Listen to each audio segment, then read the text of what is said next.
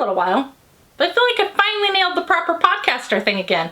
My camera battery is charged, my light is charged, I have a full cup of coffee, the dogs are gonna behave, it's gonna be good. Let's get this done.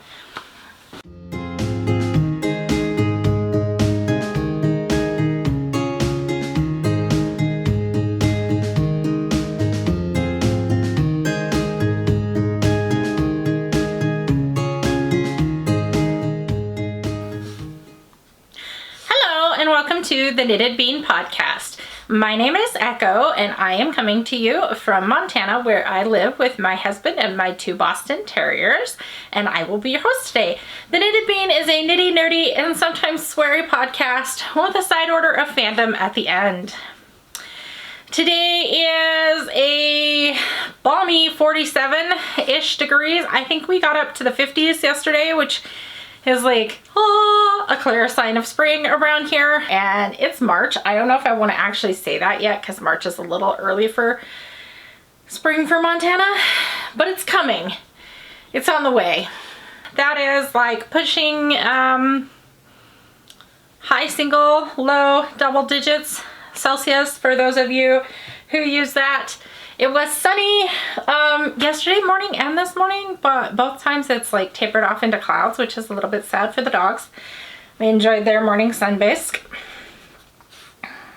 I am drinking out of, we're back to Sprinkle Tits, and I have some coffee because I had to get up early for a doctor's appointment this morning. And I feel the need for my caffeine.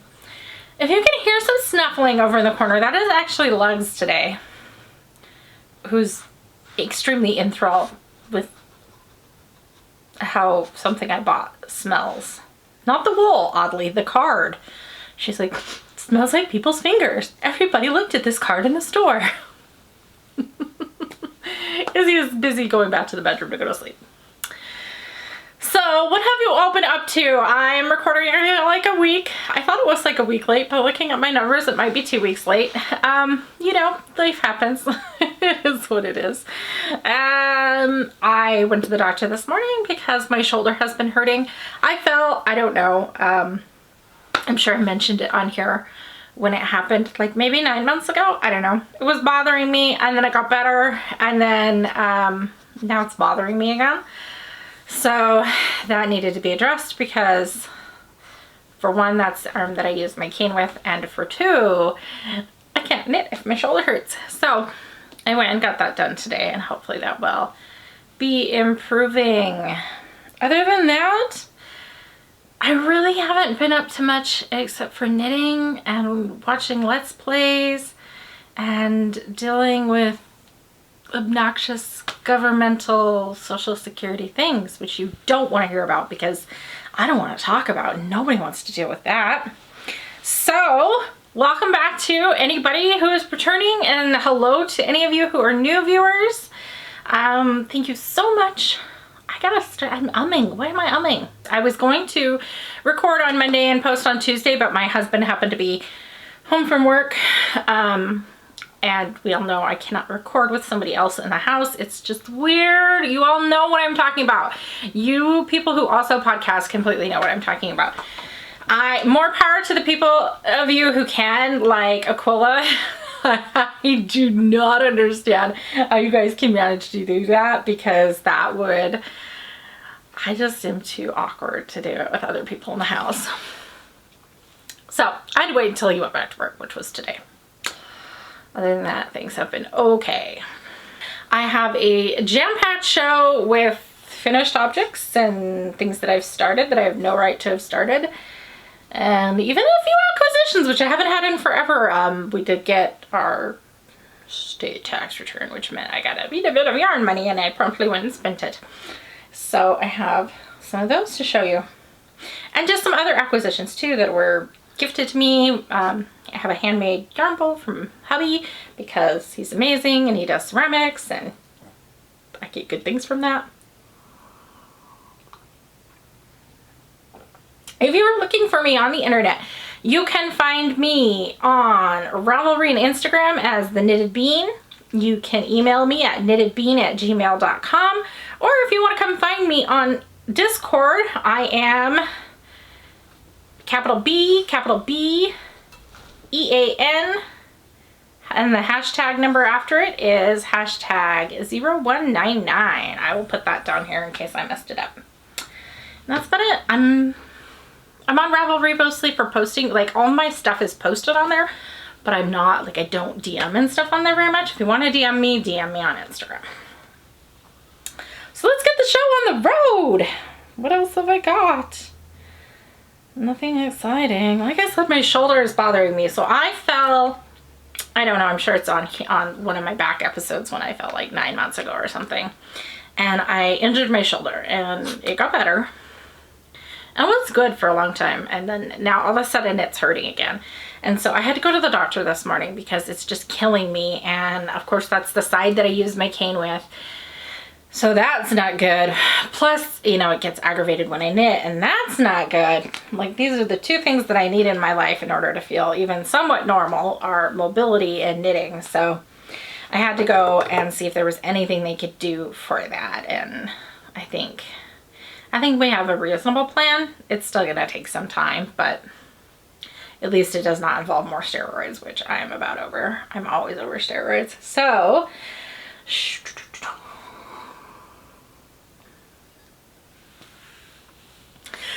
for starters, what am I wearing? This is my Pavement by Vera Velimaki, which I did accidentally size up by a couple of raglans. So I guess you could say it's a triple extra large. This pattern only goes up to a 2X. A lot of Vera Velimaki's newer patterns are size inclusive, but some of her older patterns only go up to a 2X, which I don't particularly consider size inclusive because what is a 2X varies greatly. Her 2Xs tend to fit me because they tend to go up to between a 51 and a 52 inch bust, and that fits me just fine. I'm a 53 for a reference. But I've seen people who have patterns that are up to a 2X, and a 2X is like a 46 inch bust, and to me that is not a 2X. So I definitely love her as a designer, and I totally knit her stuff because her newer stuff is, and I think she is going back and slowly adding sizes to the older stuff as she can. But just be aware, if you want to knit it and you're above a 52 inch bust, you're gonna have to do some finagling. There are people on Ravelry who have done that sizing, and you can definitely go look in their Ravelry notes to see how to do it. I did not. I had COVID and just happened to accidentally knit a couple extra raglans. I was totally just gonna do the 2X because I know her 2Xs fit me, but guess what happens when you're just like a little out of it and you just keep knitting, keep knitting. So let's show this off. This is in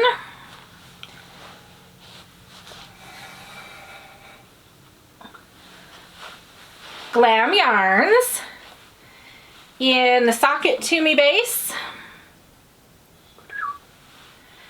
which is a 2-ply fingering weight merino nylon blend. I am in love with this sweater. I have worn it so much since I finished it. It has a garter hem around the neck, the arms, and the waist. And it has some short row shaping at the bottom. And I just love it. It's so comfortable. I totally could have gotten away with the 2X. I think the extra raglans that I did added 2 inches of ease, but clearly I could have gotten away without that extra 2 inches of ease. Is it comfortable with that 2 inches of ease? Absolutely. The yarn is just scrumptious, literally. Like, it's very kind of bouncy, and I have dog hair on it. It's very bouncy, but where it's knit in the smaller needle with the garter, it's really tight, so I don't get that like big stretching of a neckline or the hem doesn't flare out or anything like that. I will say that, so I had to order because I accidentally made some modifications. I did have to order a couple extra minis to finish it. And there is a noticeable difference in the dye lot, obviously, because these yarns were dyed like, I don't know, at least a year, maybe 18 months apart, which was fine. I frogged back a little and I went ahead and like faded it in. But I also think that there might have been a little bit difference in the bases.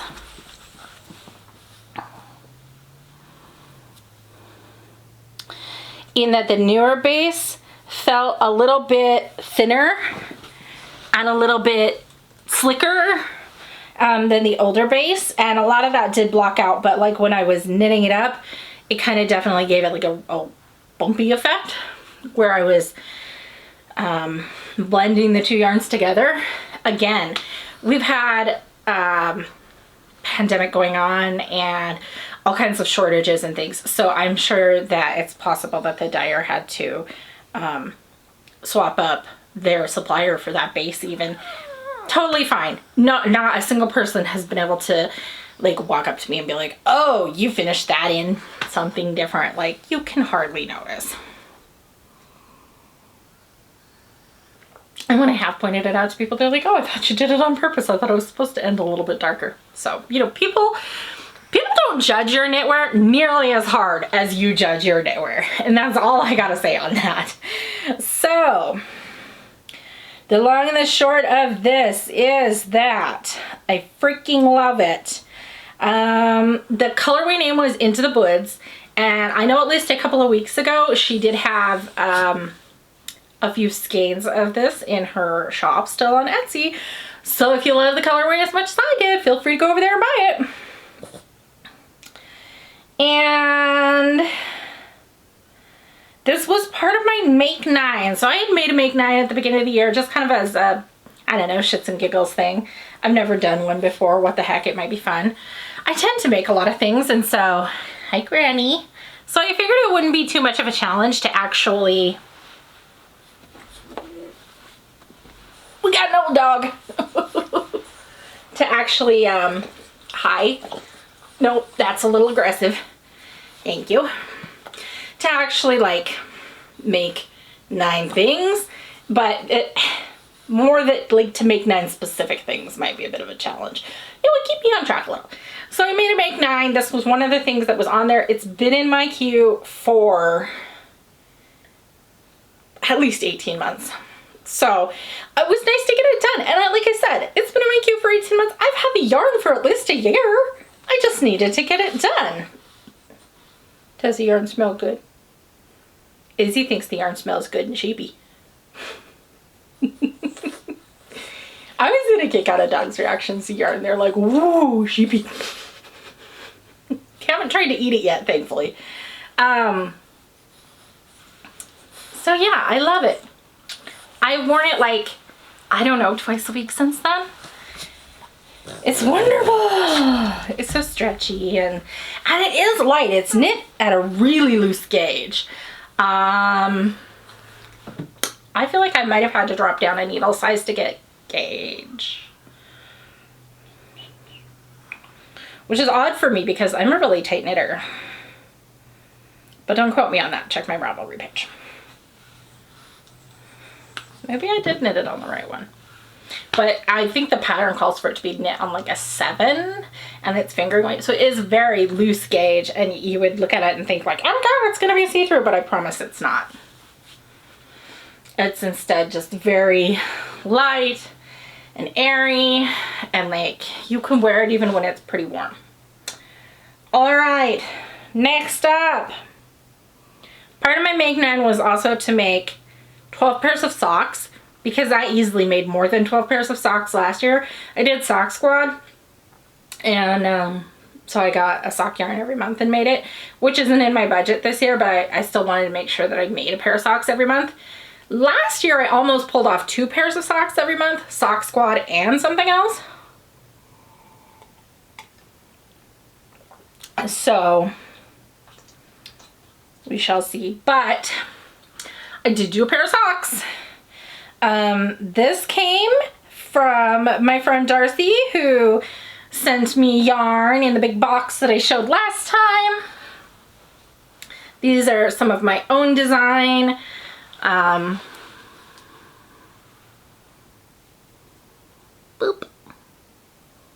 I love them. I had to put these away. I had to hide them so that I would not wear them before I podcast, because, you know, my big old feet would stretch them out. But these flew off the needles and I had so much fun. I was not like mentally in a good place when I started these. I just was really stressed out with everything that's going on in my life, with being disabled, with applying for Social Security, and dealing with advocates and lawyers and all that bullshit, and not having any money to buy yarn, and just bleh. And so I was like knitting from stash, which is great. I have a big stash to knit from, and like it was lovely that I had it, but like also sometimes like it's just nice to have something new come in. And Darcy had sent that package like 4 months before, and it wasn't getting here, and it wasn't getting here, and it wasn't getting here, and that's fine. Postal is what postal is. And it got here, and I had a really bad day, and I was like, you know what? I'm gonna set down all of my knitting that I'm doing, because basically everything I was knitting was for somebody else. And I have a really bad habit of knitting really nice things for other people and never for myself. And I was like, I'm gonna knit something for me. And my husband was like, please do. Put down my sweater and knit something for yourself. So I grabbed this self-striping yarn that she had sent me 50 grams of, which is more than enough to do a pair of shorties for me, from Needle and Fred. And the colorway is called You Can Sit With Us. And it was part of their Pride Month colorways one year. And I paired it with a green mini from Farmer's Daughters that I had not used with my sock squad one year. I think it actually came with the Christmas type colorway, the December colorway. And then I used just a little turquoise blue mini that I had left over from a Geektastic set that I got. And I cast on my usual wedge toe, and I knit one full color repeat, so from red up to red. And then I started doing corrugated ribbing until I felt like it looked good. And then I stopped and I knit to my length, and I did my Fish Lips Kiss Heel that I love.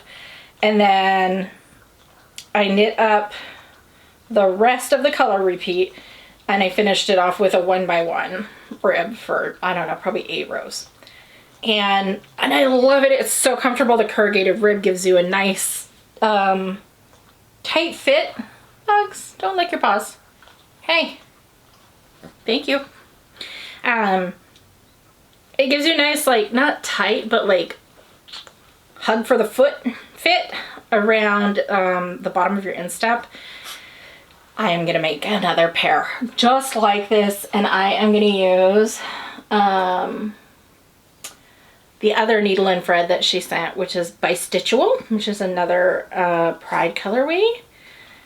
And I'm gonna make the exact same style so that I have 2 matching Queer Pride Needle and Thread socks. It's gonna be great. Might actually do it with the Mothie and Squid she sent me too. It would just be kind of fun to have all 3 pairs of matching. Anyway, I love them. They smell good. They smell like my Undercover Otter. I think it's apple scented wash that I have. Those are amazing. So that was FO number 2. FO number 3 was another Make 9. Chill with the licking your paw. Did you like pull a claw? Which was, I wanted to make a hat using scraps that I had, one of which was a mohair. And I don't even know.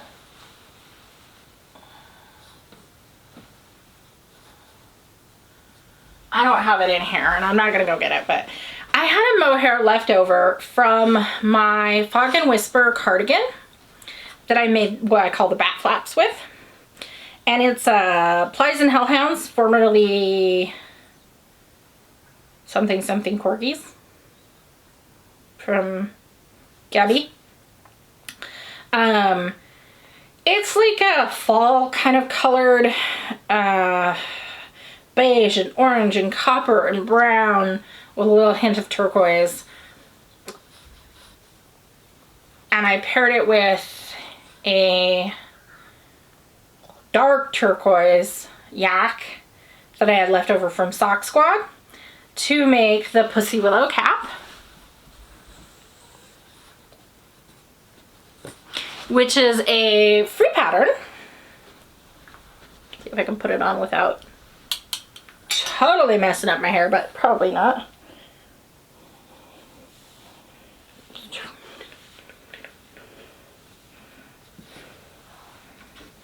I can't see anything, I'm totally blind. And then I try and read my phone like that's gonna work. Glasses. By Margie Lafreniere. It's done with Yarn Help Double. And it's like a variety of an interrupted rib pattern. It was pretty tidy, blocked it out on a balloon for it to be just a little bit slouchy, and I haven't decided. I might keep it, I might give it away as a gift.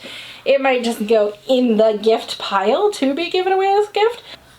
I just really wanted to use that Plies and Hellhound fig lace is the base that they call it in a hat. And I think I still have enough left that I could probably make matching mittens or fingerless mitts to go with this. So I might do that as well. We'll see.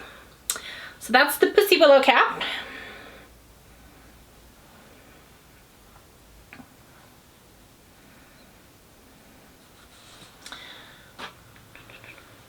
I was in a hat mode, you'll see.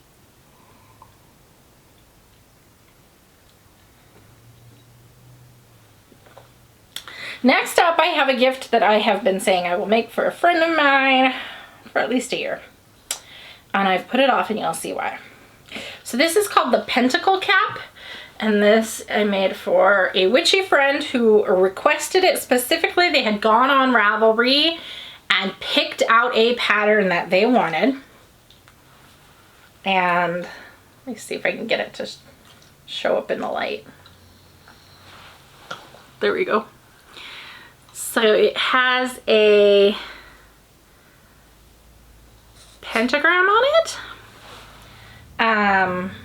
or a star, depending on how you hold it and how you look at it, made out of cables. And the rest of the hat is just an easy 2x2 rib.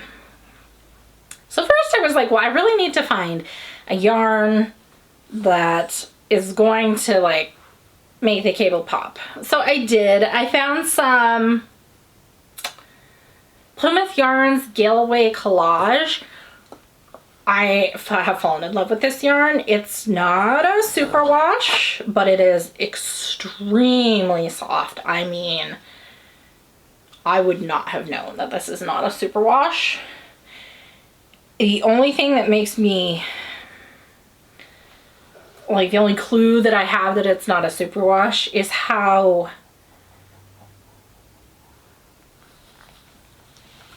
plump and hairy it is versus how superwash is super smooth like that. But yeah, I mean, softness wise, it is definitely as soft as a superwash, if not more so. And so the other thing was that they were really just like, I just really want a plain hat, like plain blue, plain green, plain black, plain gray. So I had to find like the right yarn and the right color. And once I found that, I bought the yarn. It sat in my stash for like 6 more months because I was just like, I don't know that I'm up for this master class in cable here. So they wanted the there's a brimmed version and a non-brimmed version. So they wanted the non-brimmed version, which I made. Fits lovely. I blocked it out over a balloon just a little bit, which worked great. And now that I've shown it off, I can send it off to them. But here's the thing. The pattern is by Carolyn Lavander, and it was a $5 pattern. And I knew it was not going to be for beginners because on Ravelry, I think people had rated it at like intermediate, maybe even the high side of intermediate. And I get a kick out of the Ravelry like rate the pattern thing because we all think everything is a beginner pattern. If you ask somebody who's been knitting for 10 years, is that sweater you just made good for a beginner?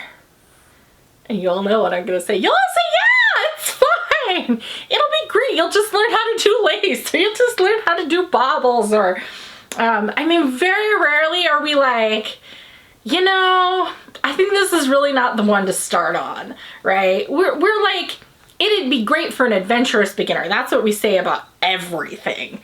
And so when we go to rate those patterns, I think I have maybe, other than this pattern, I'm not sure that I've ever rated a pattern as higher than like 2 on the scale of 1 to 10. Like if I was able to knit it, it was a beginner, even though I'm definitely not a beginner knitter anymore. I still think of myself that way. But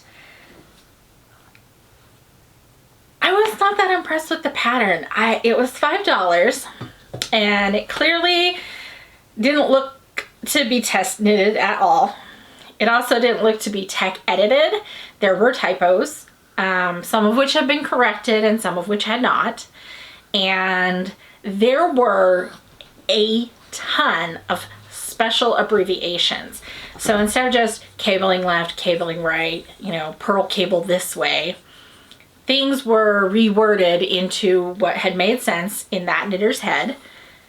And then an abbreviation was made up for that, and it was listed along with what that meant.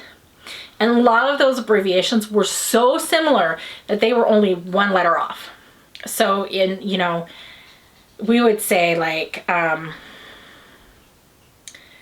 C1R is cable 1 right, and C1L is cable 1 left. And yes, those are only 1 letter off. But when you're getting into like C1PO1L and C1PO1R, that's a lot of letters where only one thing is different. And it becomes very easy to confuse them. And in the pattern, it even says, there are a lot of special abbreviations in this pattern. I recommend keeping the list handy as you are knitting.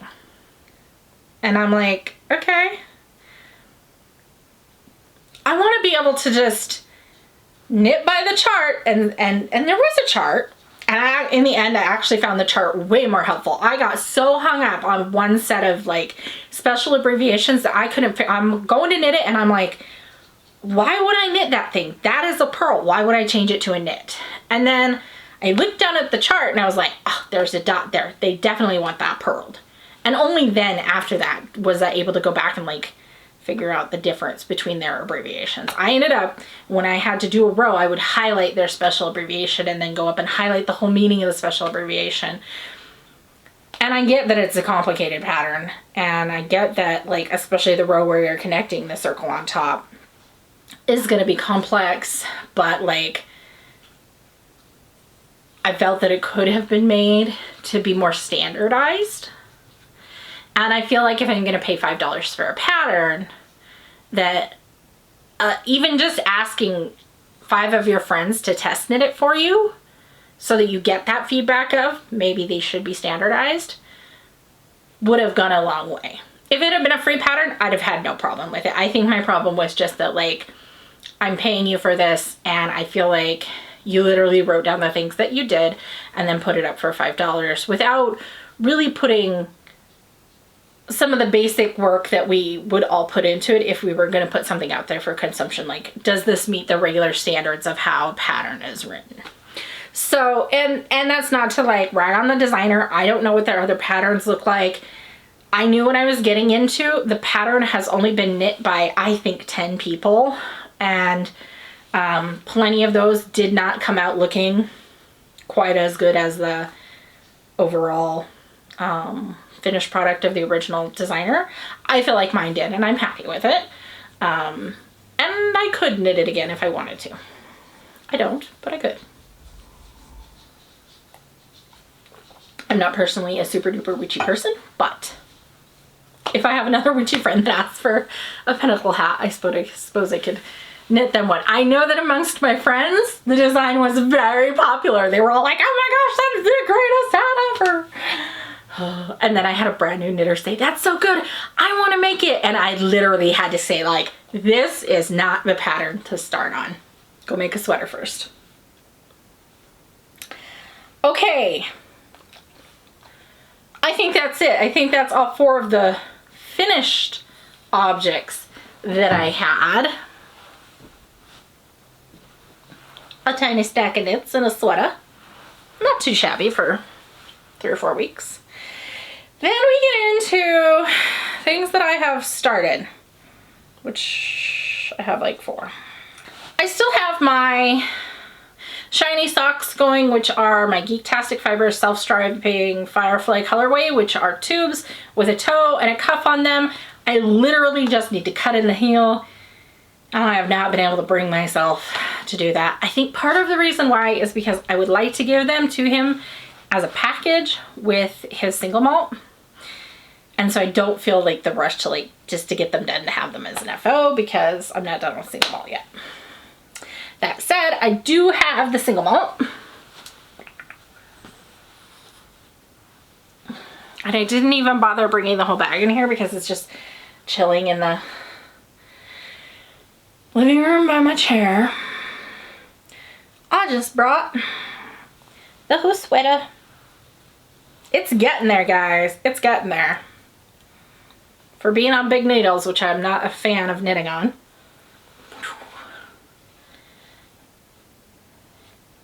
It's getting there.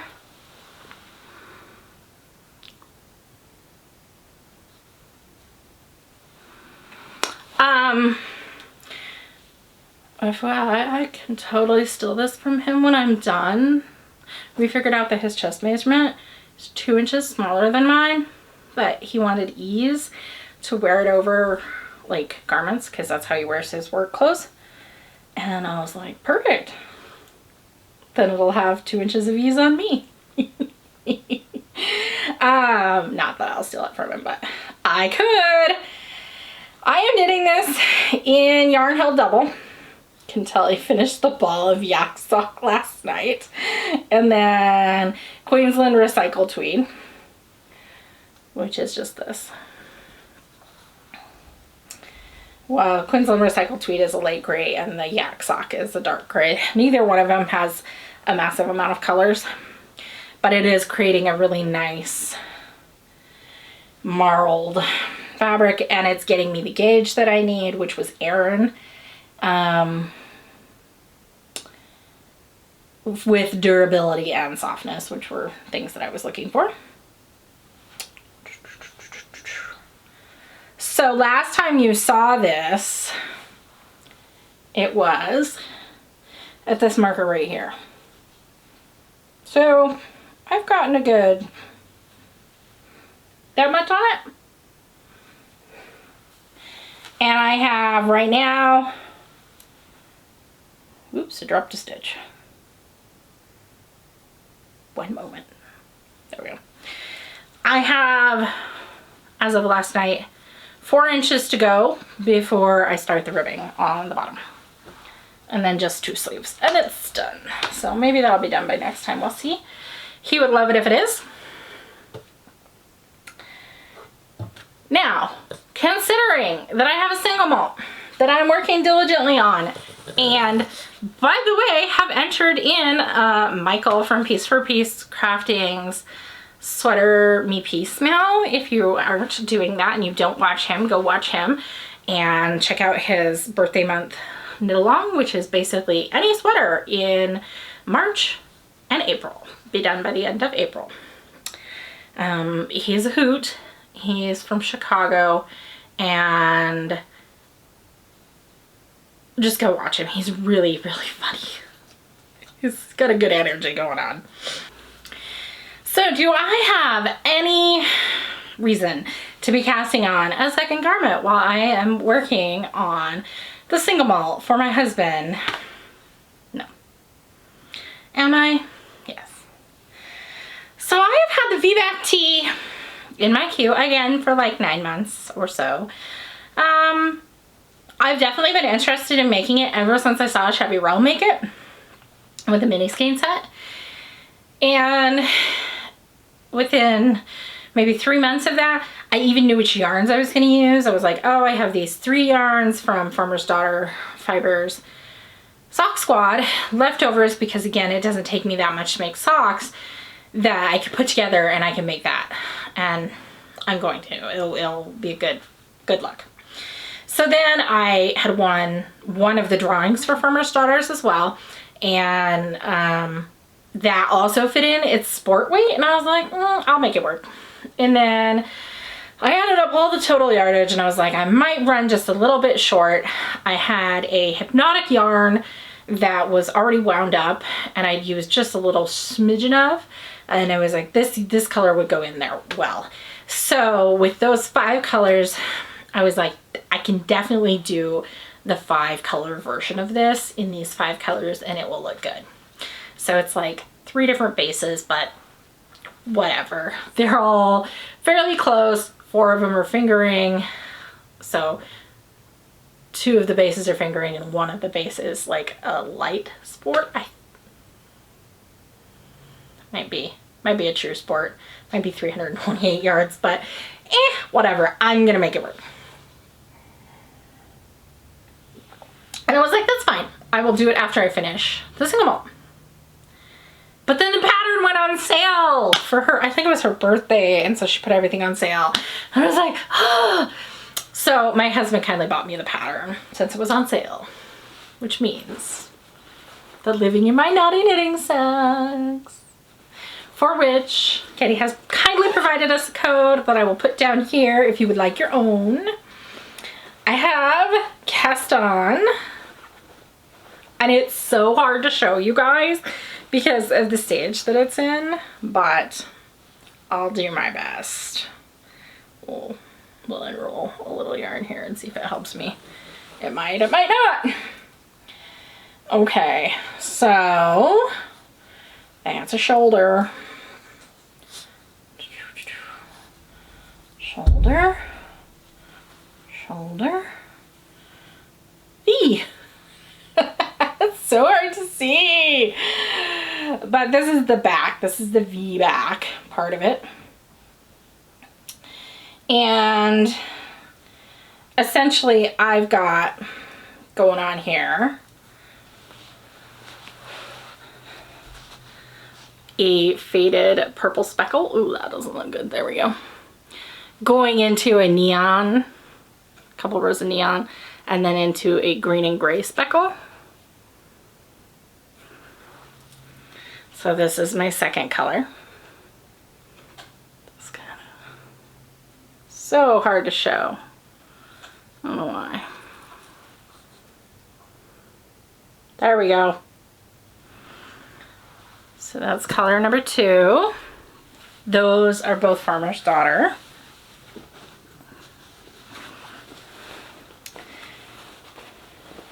This is what I have left of the purple speckle.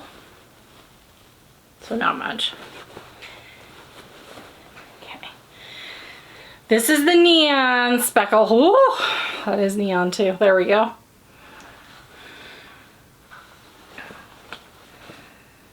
And then the neon is going to fade into an orange yellow speckle. This is the sport weight one. It's called Jessica, and it's on a base I've never seen from Farmer's Daughter. And then this is the hypnotic yarn one. And I think the base was called Sweet and Sour. And it is like orange and pink. And it is also pretty dang neon. So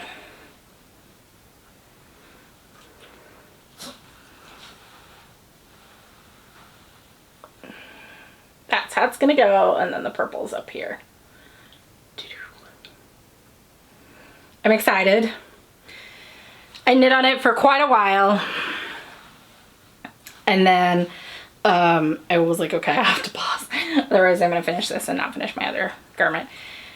Things about it that I have to say. I'm having a ton of fun. It's really addictive, like seeing the colors fade into one another and you just want to knit until you get to the next color, which I'm sure everybody has said about every fade ever. The downside, so for one, I really, and I know I've mentioned this before, should not cast on after midnight or after taking pain pills. And I cast on after midnight. I had to frog back 4 times. Not all the way to the cast on, but like just to the first set of increases after the ribbing, because you do some increases during the ribbing. The first set of increases after the ribbing, I had to redo 4 times before I got them right, because I just can't start a project that late. My brain is, I'm awake, but my brain is not. And it was not working. But once I finally got it right, it's been smooth sailing since. Okay, so that's one thing.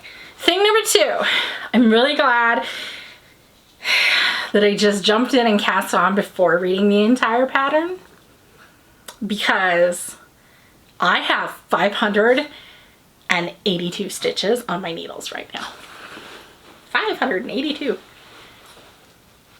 Everybody, this is a 50-inch needle cable with 4-inch tips on it.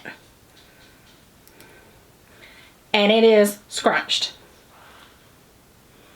It's like a Stephen West shawl, only a sweater. And I think if I had like read all the way through and been like, oh my god, I'm gonna have how many stitches on the needles? Then I might have been like, oh, I'll just do this later. Because this is like my relaxation from the big needles project, because I don't like to knit a lot with big needles. And in reality, I mean, it's a pretty hefty knit in and of itself. But oh well, it's on, so I'm working on it. It doesn't matter now. That said, for having that many stitches on it, you don't have that many stitches for that long. You know, normally you knit like 16 inches. I'm gonna be knitting like 9 with that many, and then I'll get many less stitches.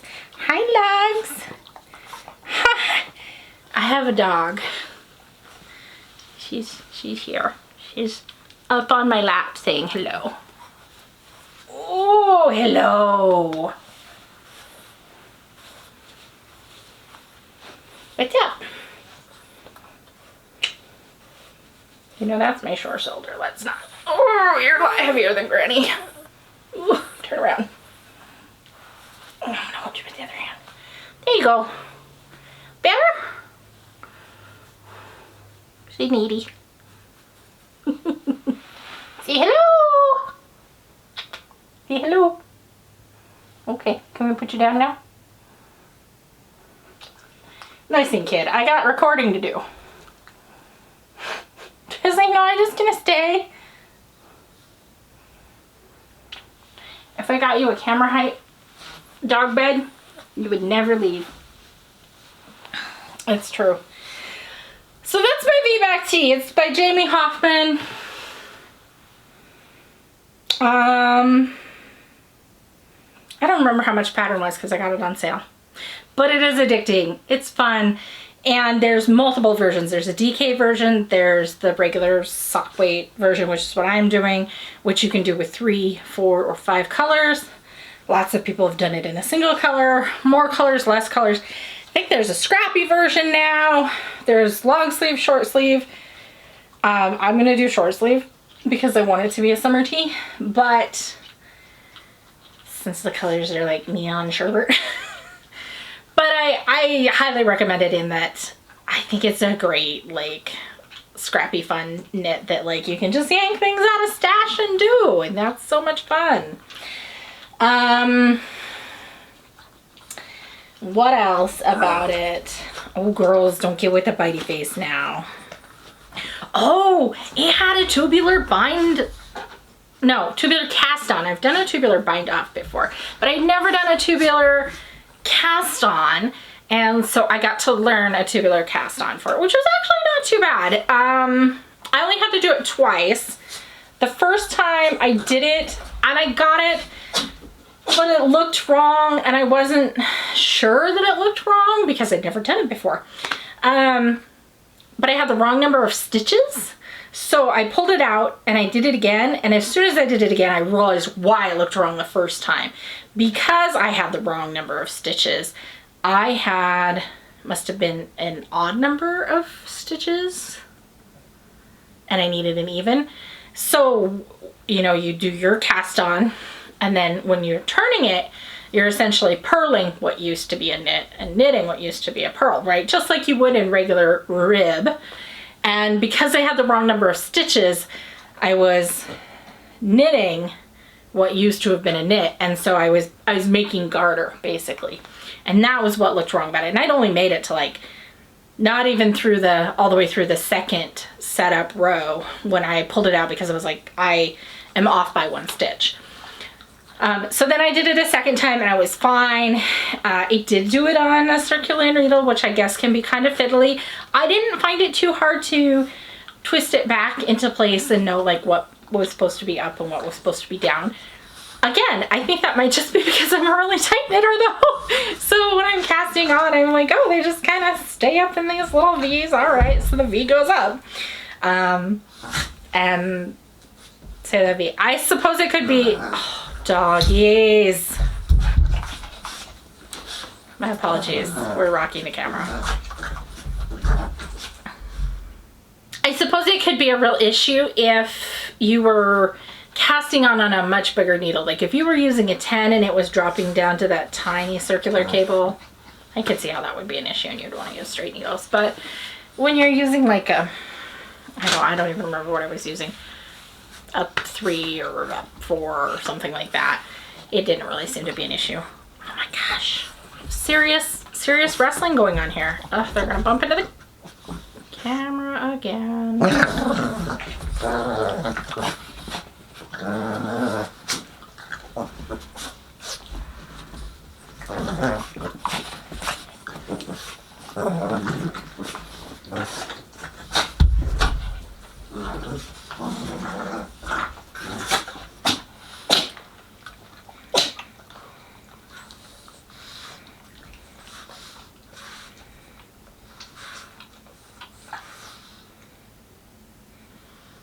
See, the minute I go to record the OK Corral fight, they stop.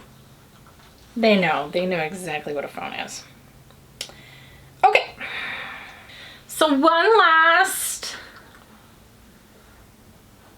whip, which is also hosted in an acquisition. These are some socks that I'm working on for a friend. They are living in, see if I can do it without dumping everything, a yarn bowl that my husband made me, because these are the perks of being with somebody artistic who has access to a kiln. So he's made me a different yarn bowl before. This one, which actually I think is actually heavier. Jeez. And I told him I wanted one for color work where I could put the yarns in but not have to run them under anything, so that I could take them out if I wanted and put them, transfer them to a bag. So I have 3 little spots for minis for color work and then a big spot for my main yarn, which is exactly how things have been living in here. Had my main yarn and my heels and toes, and then my project over here, and then the sock that I have finished. That's kind of heavy and sore on the arms. Off to the side. Let me put this on a blocker.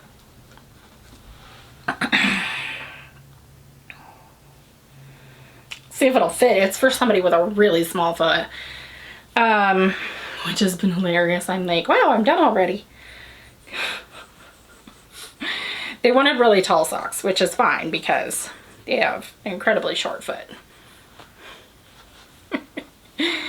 So, these are the Craggy Shores.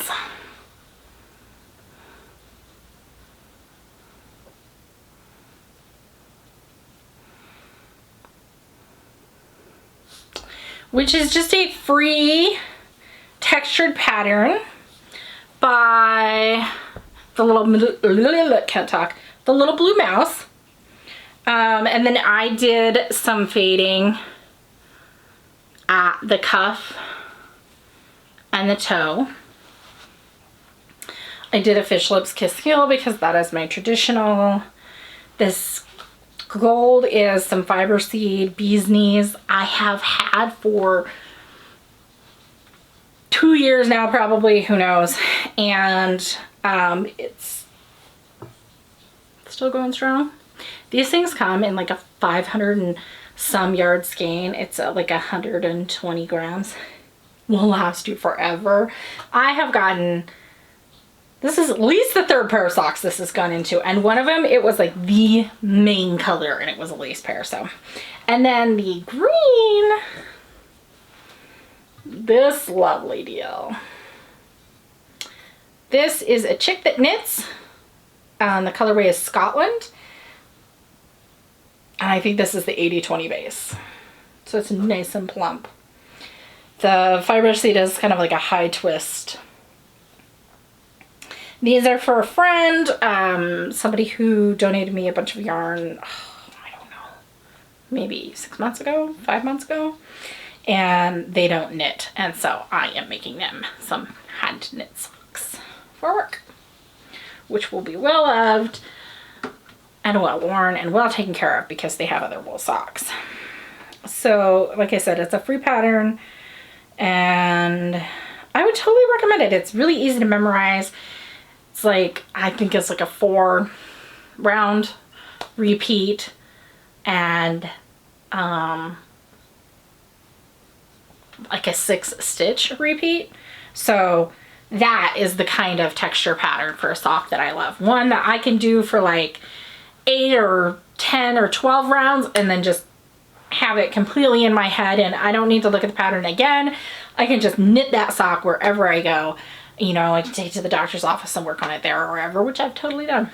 Because as much as like vanilla socks are great, and I love just round and round and round stockinette, sometimes they get boring and I want something that is also just as mindless, but is not stockinette. Stockinette. Can't talk.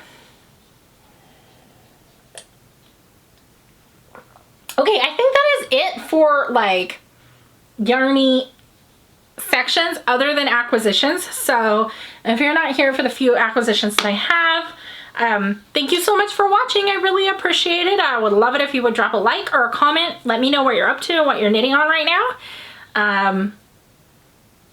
I'm super glad to have you here and hopefully I am getting back into the regular swing of things again. If, however, you are here for acquisitions, stay tuned because we have a few. Not a ton, but a few. Obviously, I got the yarn bowl, which was a very, very belated birthday gift. Which my birthday is in August, but I don't care. From my husband, which I'm in love with. So now this yarn bowl hangs out by my chair in the living room, and my old yarn bowl gets to hang out in my yarn room. Then, as I said, we did get our other tax return. And so the vast majority of that clearly went towards like living, but a small portion of it was delineated or divided off to me for yarny things because I'm not gonna have yarny money for months and months and months again because that's how it goes. So I bought a sweater's quantity, some sock yarn, and a tool that we have been needing for a while, which was a gleaner. So I talked with a lady at my local yarn store about what the best like sweater care option was, because I got some sweaters that are in need of some love, but mostly my husband's hats are looking like they need some love really bad. And she recommended the full-size Gleaner brand name one, which I know I can totally buy on Amazon, but I'm fine with paying the extra $5 to get it from my OAS when I have that extra $5. Because there are plenty of times when I don't, and I don't mind spreading it around. So it's got the interchangeable 3 sizes of what essentially amounts to sandpaper. And in the case of the largest one, a sandpaper razor blade would be the best way to describe that. It's not really a razor blade, but it's like a sandpaper, I guess it's like a sandpaper window screen actually is what it is, wrapped around there. And you push the little dial and you take it off and you pop it on there. She said she's even seen people use the really small white one like on their yoga pants where they get pills in between the thighs and stuff, and I was like, because I definitely get those, even on my jeans. And you just boop and clean it off. So I'm excited to have it. I did immediately attack his hat. He was like, I forget what I did for him or what I had him do for me, and he was like, the price of doing that is I want my hat cleaned, and he tossed me his hat. So I immediately did that for him. I've been very pleased with it. It's a good little tool. Definitely worth it, and hopefully like the only one that I will ever buy. Hopefully it's just one of those things that like lasts 25 years. Because there are not many tools or things in life that you can buy anymore that are like that. God knows cell phones and cars and electronics are not like that at all. So that was that. And then I got a couple of rolls of Lang jowl, however you would say it. I would say it yowl, but that would be me probably mispronouncing it, but we'll see. I got lavender and French mustard. A very Frenchy set of colors. I got these to make the Bee Wild socks for my writing partner who does some beekeeping, and they're just too cute, and I thought these colors would go really good, as if I don't already have enough mustard colors. But I mean, I'm running low. I need enough to make a pair of socks out of. So this will be the thing. The cool thing about Yowl, if you don't know, is that inside of the tube there is a reinforcement nylon thread. It's nylon, maybe it's cotton, that you can hold double for heels and toes and such things as that. So, and it's a cheap commercial. It runs like average about $10 per thing. They are not 100 gram skeins though. I think they're 50. Yeah, 50 grams, 210 meters. But unless you have really big feet, if you're buying, I don't know, 50 grams for me is enough for like a whole pair of socks, but especially even if you have big feet, if you're buying 2 of them, it's enough for a pair of socks. And in this case, colorwork socks.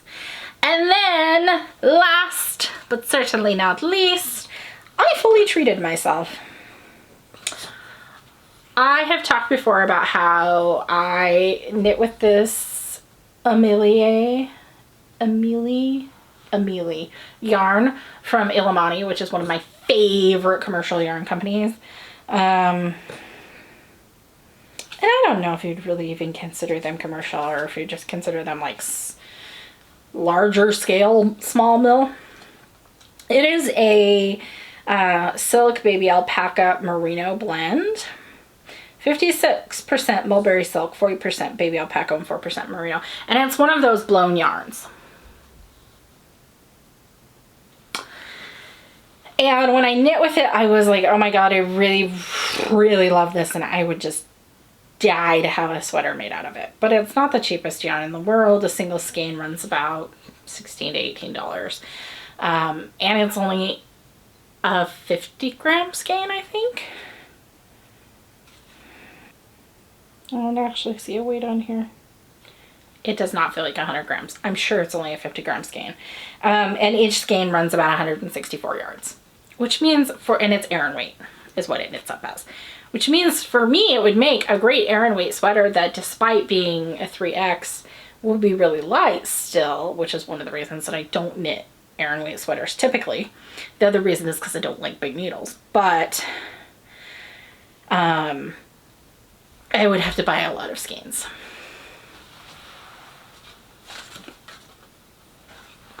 I bought a lot of skeins. So, I did. I splurged and I bought a sweater quantity of it. I probably won't knit it for months and months and months. Probably not even until next fall. I will be sitting here and I will be all bummed out about life in general, on how I have no yarn, nothing to knit, no money to shop with or whatever. And I will look through my stash and I will find this loving sweaters quantity that I bought for myself as a gift. And I will pick it up, wind it up, and knit myself a Felix, and it will make my month. So we'll go and stash and hide and hibernate for a day when I don't have the money to buy anything shiny. Because that's how my stash works. I fill it up when I can at times like, you know, tax time or whatever, Christmas time when people give me money, and then I knit from it the rest of the year. So I'm very excited. I, in a way, was just stuck with the hunter green color because it was the only color that they had enough skeins of for me to knit a sweater out of. And other than, I mean, I think they had a brown and they might have had like a baby pink, but I am not a baby pink girl. And actually the brown probably would have looked okay, but I have a lot of brown sweaters, so I was trying to get out of my zone a little. I think I have a brown shirt and a brown cardigan and 2 purple sweaters and 1 green sweater. So I was like, let's go green. And I'm really glad that I did, because I think it will be a really nice fall sweater. So that is my yarny acquisitions. That's it. That's all I've got.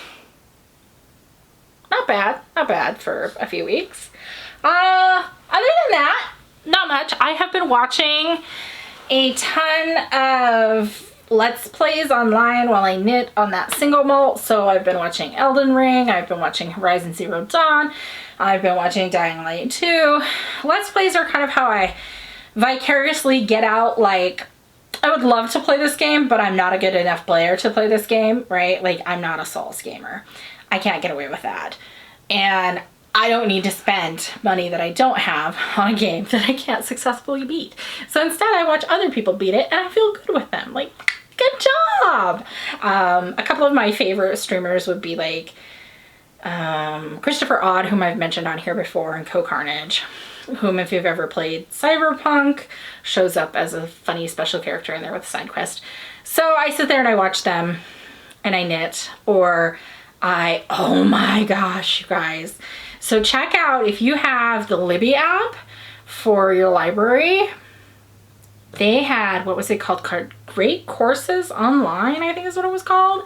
The Libby app had access to the Great Courses Online like catalog. In order for it to do that, your library area, your area library, has to have purchased the Great Courses catalog, library catalog. Which not every library area has, but check and see if they have, because if they have, there are some amazing great lecture courses on there. So I did indulge in a 24 or 25 part lecture on the Black Death in the Middle Ages that was so enlightening, because it went into not just like the science of the Black Death, but like it went into the cultural aspects of what the financial society looked like prior to and after, and how like the Black Death changed everything financially, how it like pushed things towards I am lacking the right words to explain this at the moment, but like how it revolutionized the world essentially. and like how long it took things to bounce back from that, and how it hit certain places but not other places, and how cultural beliefs played into that, was super cool. And it's of course taught by, you know, somebody who lectures at one of the Ivy League schools. So for free, just because my library has bought these courses and I have the Libby app, so I can go on and I can watch them lecture. Now, do I want to watch the little lecturer pace back and forth in front of the camera while I knit? No, I put it up, I listen to it, and I knit away. But it was really fun. So that's what I've been up to. Kind of segging into fandom from that, I watched a full playthrough of Horizon Forbidden West, and I totally want to play that game. 100%. I think I probably could too. Like, I don't see why I couldn't. It would just compete with my other hobbies for time. But in watching it, I have a fuzzy. In watching it, I became enamored with one of the characters on there. His name is Katalo. So I immediately launched into a search of the interwebs to see if there was any fanfic for Katalo. And there definitely is, and I'm going to recommend not a single fic, but a series, because it's for shorter fics. Izzy, quit licking. It's 4 shorter fics. They are all by LunaSedai. And the series is called Artistic Interpretations. It has some really cool headcanons going on about, so if you've watched the video game or played the video game now, you know that there's a tribe called the Tanakh, and they have various clans who do various different kinds of war paint and tattoos as a way of like recording their history. And this is a series that goes into some really interesting headcanons about like what the painting means to them and how it's intimate, this, that, and the other. It's definitely a sexy series. It is not for the under 18 crowd, but I thought they did really well with it in like fleshing out the whole Tanakh culture in a way that was respectful of canon, but still definitely like built on canon. So they didn't go way out of character or anything like that, but they also really drew on it and then expanded it because it's such a small part of the video game to start with, and then they just like blew it up and made it big. So I would definitely recommend it. It's 4 different works that are in the series. They are about 5,000 to 8,000 words each. The smallest one looks to be 3,000. They're all rated E. It's male, female. Check it out. It's probably a little bit more on the tame side of the smut that I tend to recommend, but it's totally worth it. Go give it a read, especially if you played that game and you were like, oh, there is some tension there that they are totally ignoring. Because there was. I agree. Kitalo Aloy for the win. That's all, folks. That's all I've got. My voice is getting squeaky because I clearly haven't talked that much in a while. So, I hope you have a wonderful 2 weeks. I will endeavor to be back here in 2 weeks. Hopefully we'll cross our fingers. And I hope you stay safe and sane. I know the world has been totally batshit crazy of late, and there's a lot of fear and anxiety. Just try and roll with the punches, and hopefully it will pass.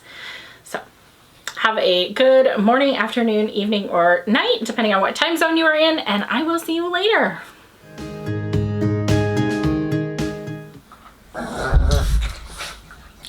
Wrestling match at the OK Corral.